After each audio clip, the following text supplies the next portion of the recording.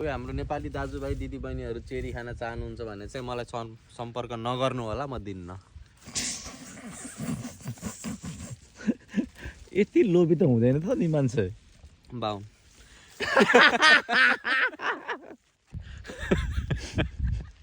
भएर बोटैमा मेरो अल्झे पछि उडी काटो पर्यो फुकाउ कसरी काटो पर्यो फुकाउ कसरी भएर बोटैमा मेरो अल्झे बिगिरी गयो केटो भन्छन् गाउँमा सारै हल्लै भो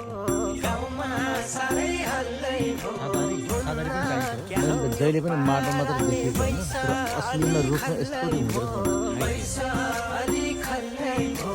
जनकुटी जनकुटी झै पार्ने ओ भन्दा नि लौ बैसैमा दिनकै दिन सा